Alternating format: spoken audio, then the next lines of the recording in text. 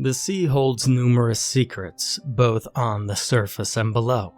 There are numerous places of dark folklore and nightmarish legends that have been spoken of by sailors since the dawn of time.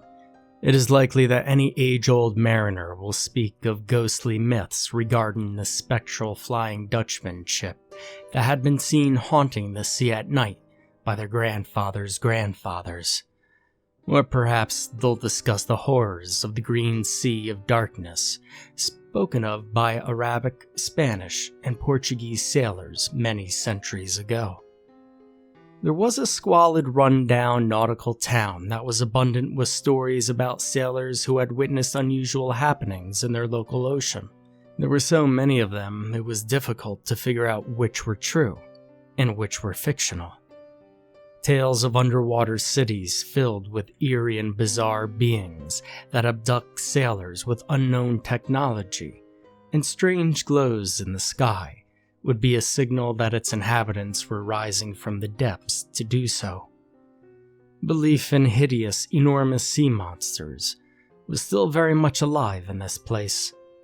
But perhaps the most fearful and dreaded sea tale of them all was the story of the strange island cloaked in mist. The legend goes back hundreds of years, perhaps even more, prior to the invention of writing systems, with Spanish explorers encountering a nameless, uncharted island that harbored grotesque and hellish creatures. Very few accounts mention it, but in the few that have been found, it was written by chroniclers that those who went there either mysteriously vanished without a trace or simply went insane due to what they saw there, eventually dying of some bizarre illness. Native American folklore also mentions this island, saying that it appears once every 20 years when a perplexing mist appears. Strangely enough, every 20 years, a bizarre fog does appear on the horizon, despite whether or not weather reports indicate that there would be any.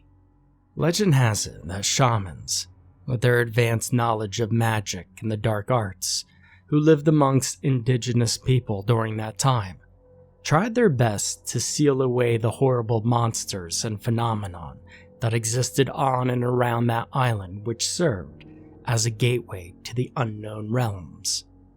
Parallel worlds that harbored wicked and fiendish beings and monsters. Although their chants and magical spells worked, the sinister powers of the realms were more powerful and could still occasionally break through the gateway between worlds. Allegedly, this happened every 20 years.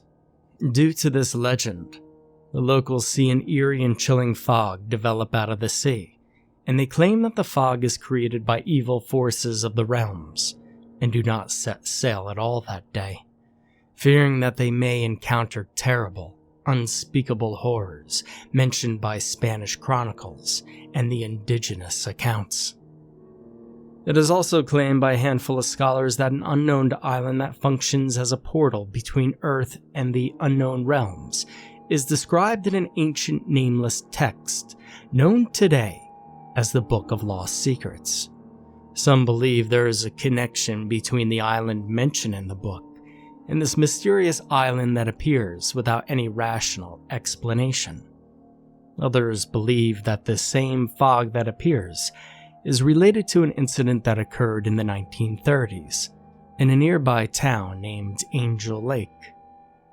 In Angel Lake, a mysterious fog appeared and drained the life force out of all the animals and trees near the area and had a bizarre hypnotic power that attracted people to go inside of it, only to never come back out.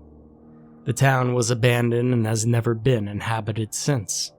Ultimately, it is unknown whether these two strange happenings have any connection with one another. Regardless of the chilling myths and tales surrounding the seas surrounding the town, there were two brothers who were not repelled by them. Instead, they were intrigued and fascinated. Hearing countless accounts of stories of this unknown island and having a family with a history of seafaring, they were stirred to try and discover it. They were locally known as the Romero brothers. All of their lives they had heard of numerous phantom islands and lost cities that advanced ancient cultures and Europeans from the Age of Discovery had supposedly explored, spoken of, and displayed on old maps and in lore. Places such as the Golden City of El Dorado, the elusive island of Antilla, and the ancient subterranean city of Atlantis are but a few of many bits of folklore that they had read about throughout their lifetimes. They themselves had much experience with the sea. They'd often travel with both their father and grandfather on fishing expeditions when they were younger. When the fish were not biting, they'd recite fantastic voyages of sailors, lavish treasure hoards, and sea monsters. Although the tale in which often their father disliked talking about, much to their chagrin, due to it being the boys' favorite, was the story of the nameless and terrible island, cloaked in mist. Whenever their father wasn't around, their grandfather would fill them in on the dark strangeness that surrounded that place. He also kindled their interest in it by swearing that he had seen the elusive island with his own eyes. Even on his deathbed some years later, he still claimed to have seen it. To the boys, now young and strong men, that was more than enough of a confirmation that it existed. Although there were very few records of it, the island was described as not very large, but it had a strange aura to it. Claims of never before seen creatures in the sea and on the shore were spoken of. The trees on the island behave oddly, as if they were living organisms as opposed to plants.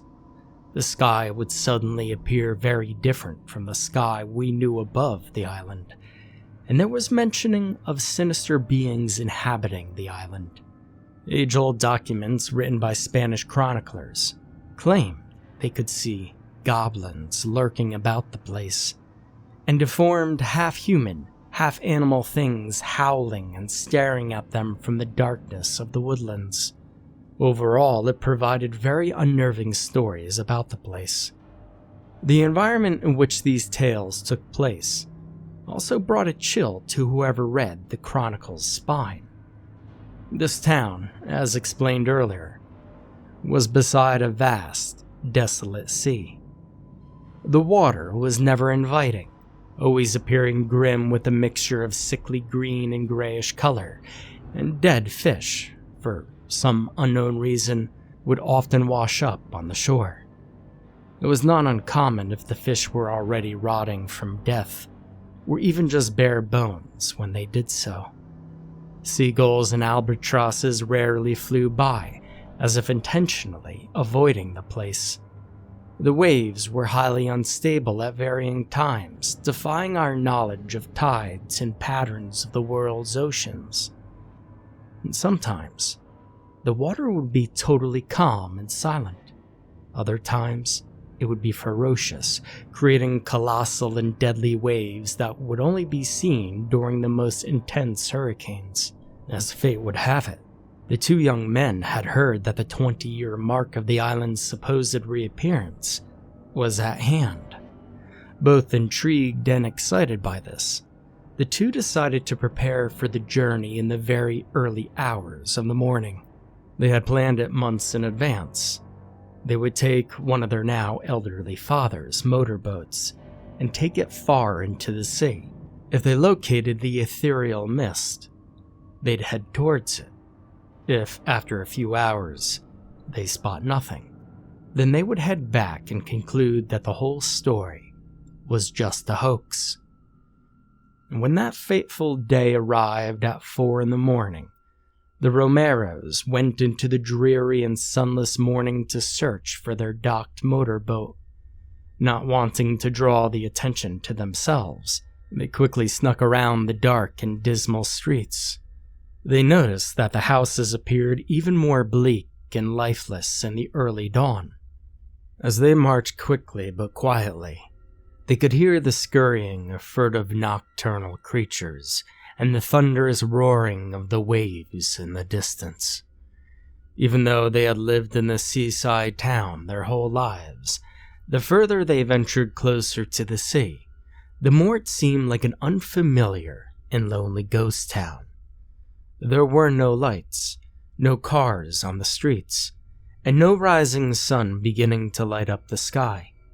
The gloominess frightened them somewhat, almost as if nature itself was aware of their secretive mission and was complying with their desire to be left alone. Finally, they spotted the old but still useful motorboat tied to the quay. From the cracked and empty sidewalks onto the slightly broken and run-down wharf, they immediately climbed into the boat and untied it from the dock.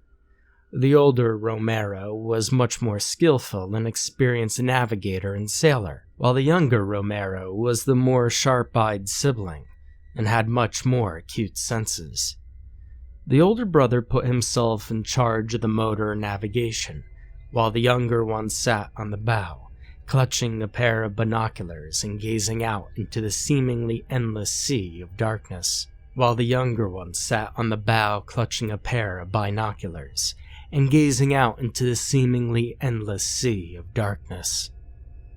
The engine roared to life and they took off from the port, leaving an upside-down V-shaped trail in the shadowy waters. The air was unwelcoming and cold. Being near the ocean only enhanced the coldness as they shivered as they sailed further away from the shore. Their scarves flapped in the wind and they zipped up their sweaters as they sped onwards towards a destination that could have easily been dreamed up by drunken sailors in pubs. Their scarves flapped in the wind and they zipped up their sweaters as they sped onwards towards a destination that could easily have been dreamed up by drunken sailors in pubs. It wasn't long before the both of them completely lost sight of land. Even with the binoculars, the younger Romero could no longer see it. All that could be seen on all directions before them was grayish water. It was there that the older brother shut off the motor. They both decided to wait for any mist to appear. As they sat there, they realized just how dark and desolate everything was. There were no stars, and the overcast sky blocked out both the moon and the sun. They realized that aside from the small waves lapping against the sides of their vessel, there were no sound. The silence was deadly, having an ominous essence lurking within it. Immediately, they recalled stories of sea monsters lurking beneath the water that would drag unsuspecting mariners into the hellish depths and devour them. They also didn't forget the tale of a phantom ship that had a crew of vengeful pirate spirits that would rip the souls out of the seafarers and force the victims to join them, sailing for all eternity, searching for more unsuspecting sailors on the cursed waters. For what seemed like hours, the two young men sailed along the dark and opaque waters, drifting along and being the only signs of life for miles around them. Eventually, it became clear that perhaps all they'd heard had been just silly superstitious sea tales. All of this effort that they had done had been a complete waste of time. And just as they were both thinking this, the temperature had suddenly dropped significantly. This, however, was unlike any cold air they had felt before. Growing up as members of a nautical family, the Romero brothers were very knowledgeable on life at sea. They understood that temperatures near the ocean generally are much colder than landlocked areas, but this coldness was much more bitter and far stranger. They sat there, staring out into the endless gray water and the sunless, overcast skies overhead, and on the horizon, they could begin to see puffs of silver smoke wisping out of their nostrils and mouths as the chill closed in on them. They were wearing jackets and sweaters, But that did little to block the biting air. They began to shiver and shudder, huddling together to preserve body heat. Both of them were unclear on whether they were trembling due to this eerie and sudden powerful blast of colder air, or if it was due to the fear inside of them suddenly beginning to reveal itself. The coldness that seemingly came out of nowhere did not feel like typical coldness. It almost seemed to slither about them like an enormous cobra beginning to coil around them. At times, it seemed to be stronger in one portion of their bodies as opposed to the other, and vice versa. It was like a living thing crawling all around them and freezing their bones, like the grip of death. And then all of a sudden, with a pang of both shock and horror, they noticed that the edges of their boat were starting to form patches of ice. It made small, crackling noises, and it became louder as it spread rapidly all over it. Whatever was happening here, the Romeros had never seen before. And just then, the younger brother emitted a gasp that made the older one stand up, and immediately, without even asking what it was, he stared at his sibling and saw that he was pointing out towards the direction they were headed. Before the two sailors was an enormous wall of mist that had mysteriously appeared out of nowhere. It was very dense, swirling around menacingly and chaotically. The coolness they felt in the air seemed to be coming from that wall of fog. They both exchanged unsettled glances at one another as their vessel approached that ghastly mist. Without uttering a word, as if their looks to each other were enough to provide an argument, the older brother steered the boat directly into it. The moment they had entered the fog, there was a dark shift in the atmosphere. Initially it was only gloom and water, but now there was a deathly pale white color surrounding them, and the water seemed to have taken on a much bleaker, darker appearance. It was as if the night sky had been changed into a liquid form, and they were sailing on top of it. The boat sped on, being the only unnatural sound, and the fog's thickness continuously increased. At one point, nothing was visible other than the path the vessel was creating, and the small patch of water that it rested on. For an uncounted amount of time, the brothers sailed forward, seeing nothing but the endless whiteness, unsure of what they were heading towards.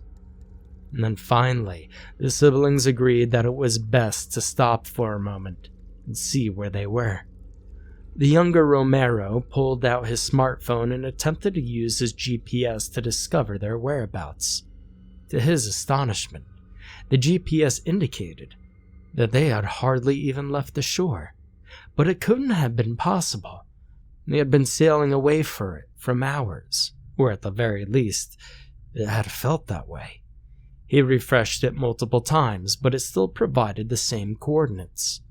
He held up the phone to the older Romero, who now appeared visibly distressed due to him being the navigator. With many years of sailing experience, there was no doubt in his mind that they had sailed for hours away from shore. Could it have been glitched? Or perhaps they were truly only a few miles away, but were just exceptionally tired from waking up so early that it seemed like it. Or perhaps was the GPS only showing where they last left off before venturing into this mist? The younger Romero placed the phone back into his pocket and sat down near the bow, staring down into the abyss-like water, and disconcerted with the information he received. It simply didn't make any sort of sense. The older Romero was still sailing forward, and although this fog was truly bizarre, it was indeed possible that this fog could only be just that.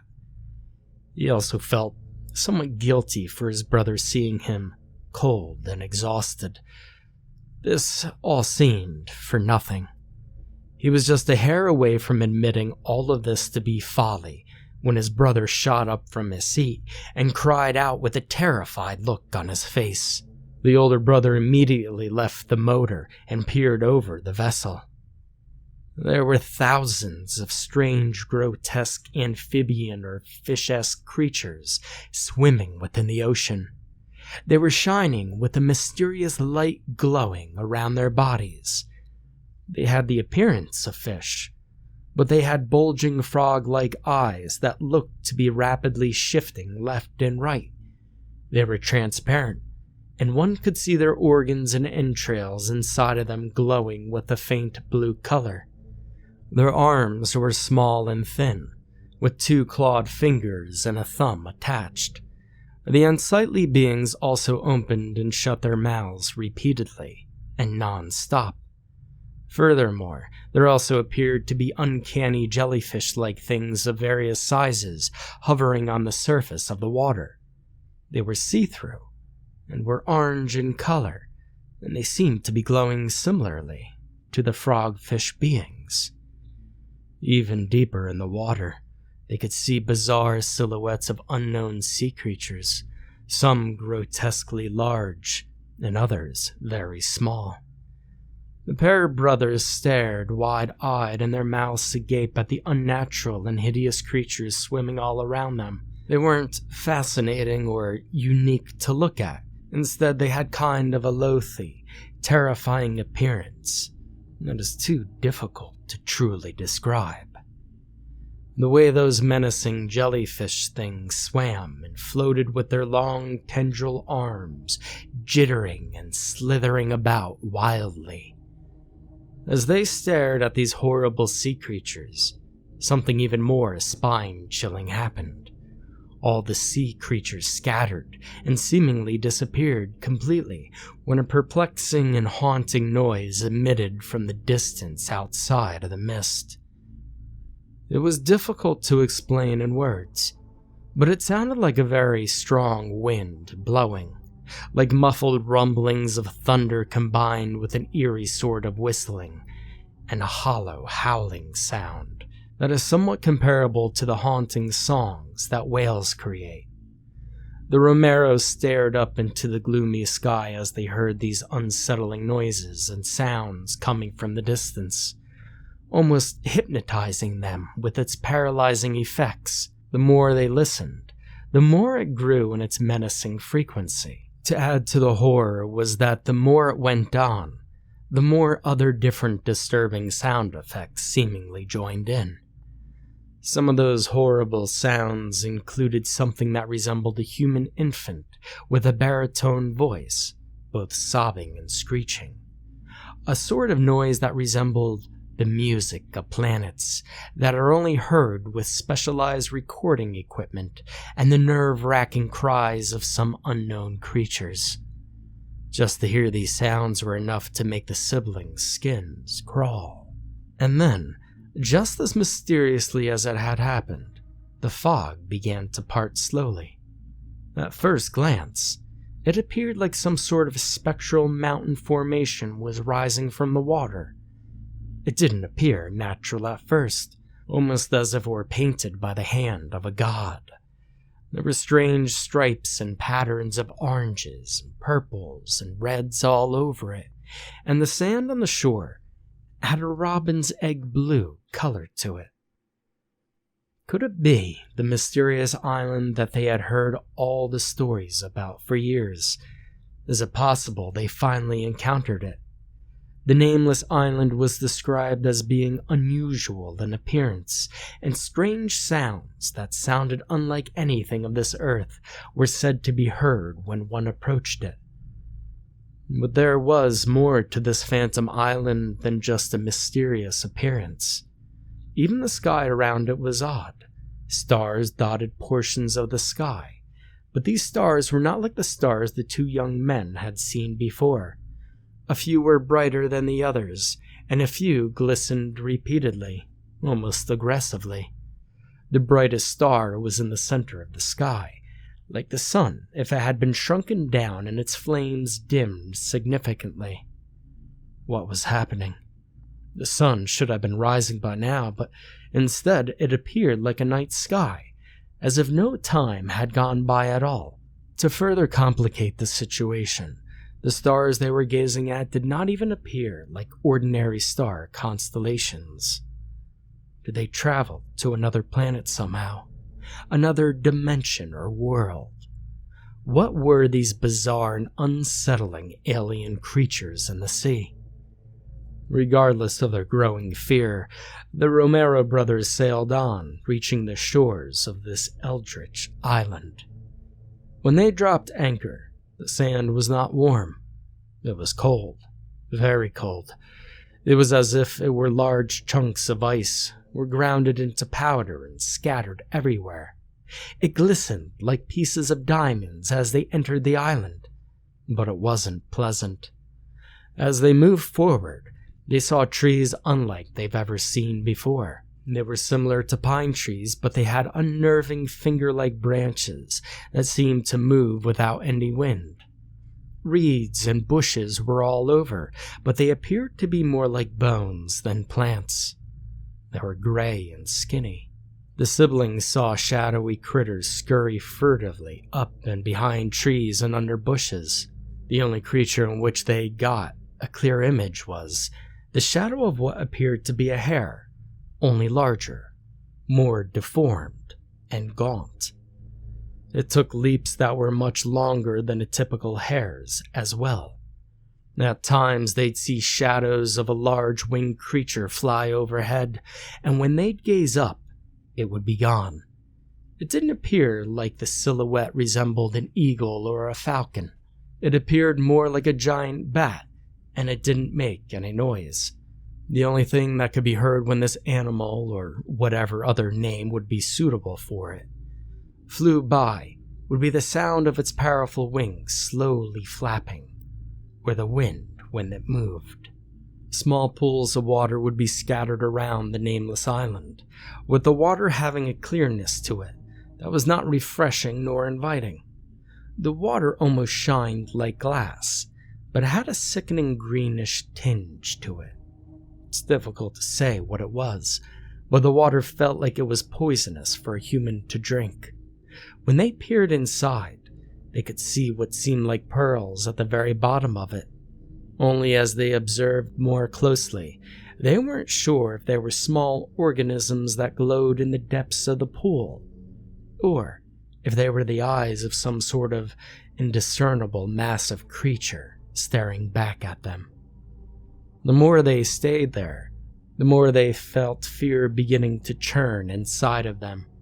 The entire island appeared to be some sort of land out of time, a place that hadn't evolved with the rest of the planet. The sky, the ground, the creatures, and everything else seemed so chillingly surreal.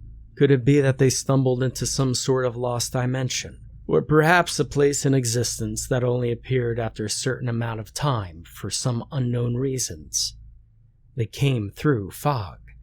So was that fog some sort of portal to another realm or planet? Would there be a way back? It seemed like being lost in some sort of ghoulish dreamland.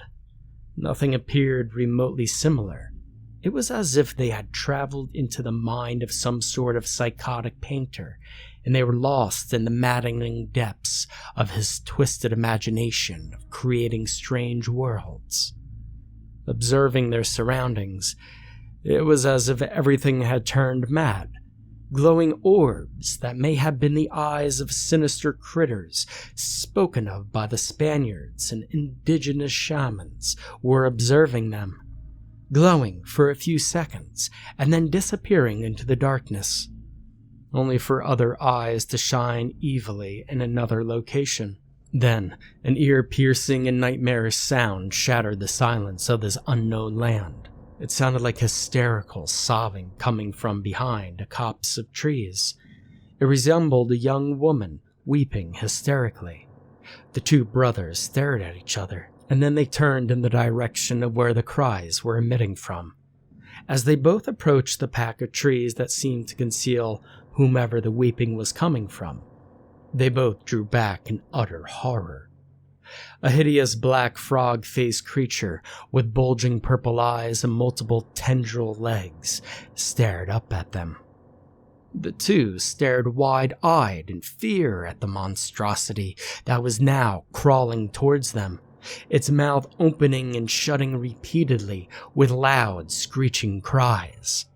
They both whirled around and sped down the alien forest, hearing the devil creature screaming louder and more menacingly than before, and almost as if it were some sort of alarm that awoke all the vile entities and beings lurking in the darkness.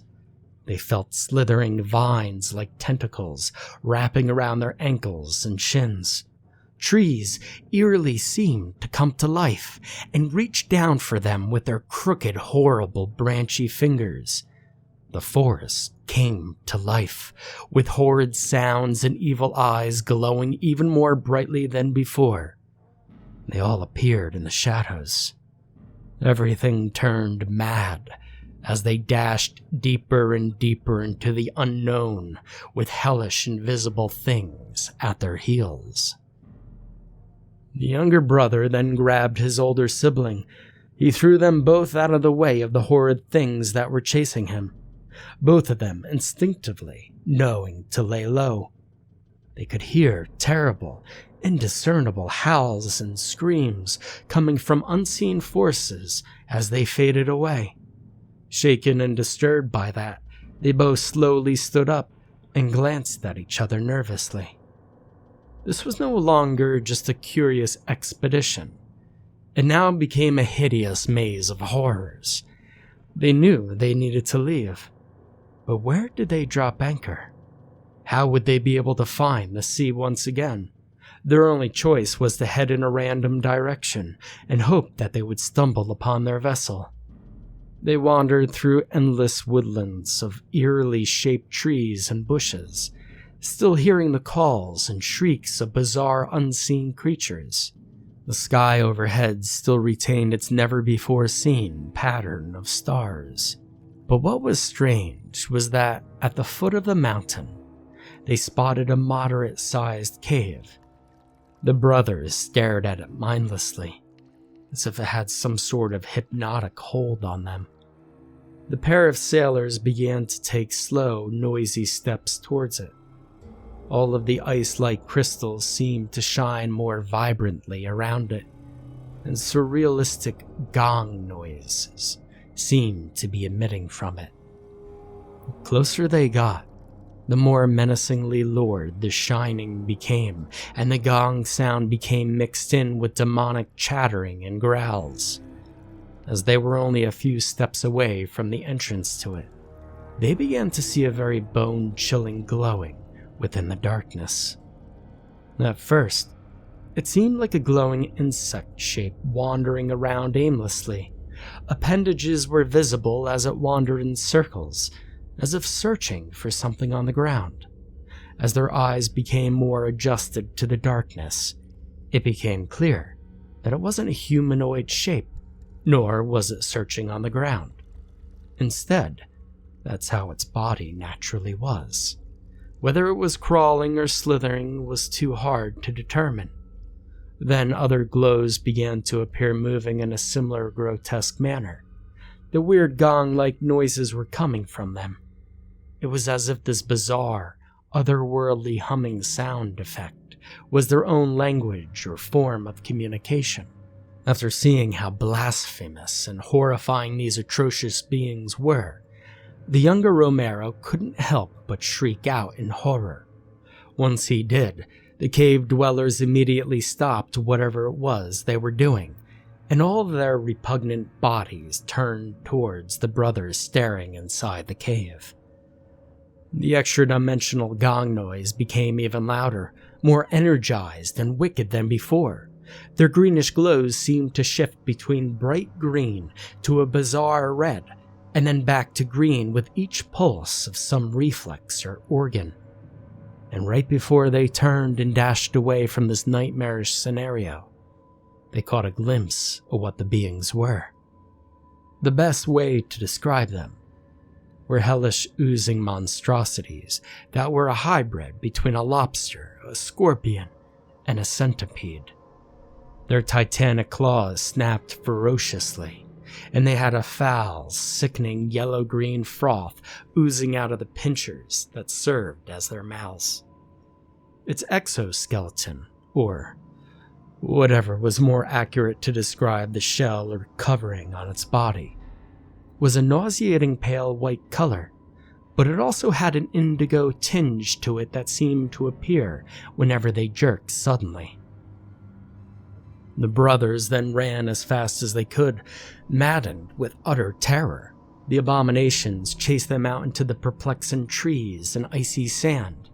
They could easily hear the dried, rustling patterns of their prickly insect legs as they gave chase. The humming became deafening, and was enough to make their skin crawl as it increased in its hostility. Silhouettes of unknown critters crawled away or climbed up trees as the young men and the cave-dwelling horrors came along. The trees seemed to come alive once more, shifting their branches and the trunks morbidly turning their bodies towards the oncoming noise. Then came deep guttural growling from the wooden giants as they sprinted past. There was no longer any sanity left. Whether they were trapped in an alternate dimension, another planet, or if it was all just a dream, it became horrific madness. Running wildly, they could still hear the dreadful things behind, and all hope seemed lost, until finally they could spot the ocean through the sea of evil living trees. Reaching their vessel, which was now their only sanctuary, the two shoved the boat off the deathly cold blue sand and hopped on board. The older Romero wasted no moment to turn on the engine. As they sped as far away as they could, they approached those ghastly jellyfish-like beings and those horrid underwater fish-amphibian hybrid things. They couldn't take any more of it. The older Romero began to laugh madly like an idiot. The horrors and the madness had taken its toll and consumed him as he stared at those alien creatures. The younger Romero crouched down, shut his eyes, and shielded his head with his arms, praying that this was only some sort of prolonged night terror. When suddenly the younger brother peered up and he saw the sky and everything else around him completely white. Could it be? He was in the fog again. All the terrible sounds and ominous beings that were pursuing them had seemingly vanished into thin air.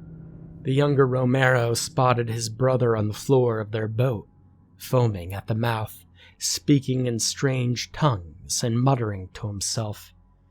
He repeatedly shook his brother, trying to break him out of his insane trance. He attempted to bring him back, but despite his best efforts, the older Romero wouldn't respond as his old self again.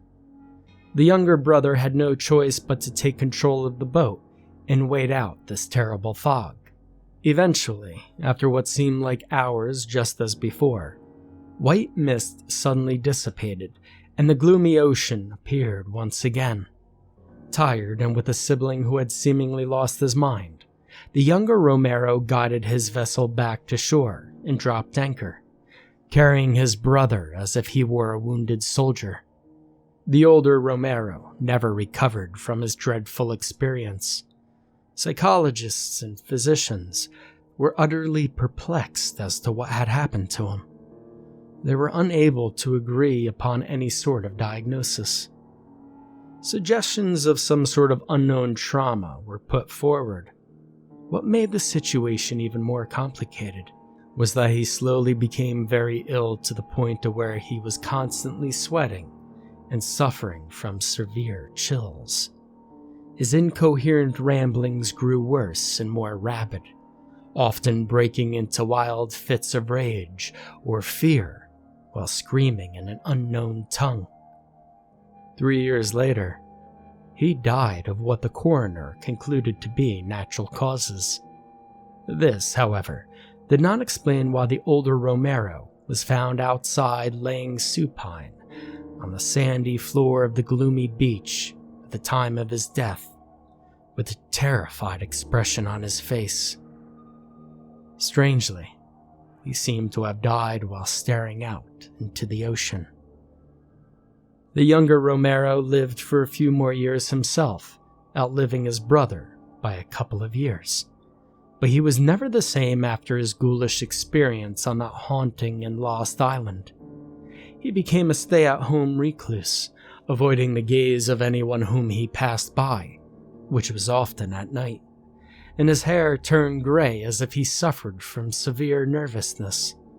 Eventually, he committed suicide by putting a bullet through his temple. When his home was investigated, notebook after notebook was found mentioning bizarre and horrible creatures lurking outside of his window, and even in his room in the late hours of the night. There were even disturbing drawings of indescribable things that were scattered amongst the floor. To this day, their vessel still sits in the shed of their now grief-stricken and lonely father, still pondering what his two sons had seen that had mentally and physically destroyed them. He was already old during their eerie expedition, but now he was even weaker and more tired. In his last days before he passed away, he glanced out into the sea and thought he saw an evil ethereal mist flowing from the cold sea, and behind it, cloaked by the mist, was a small but very strange island that he had never noticed before, looming in the distance.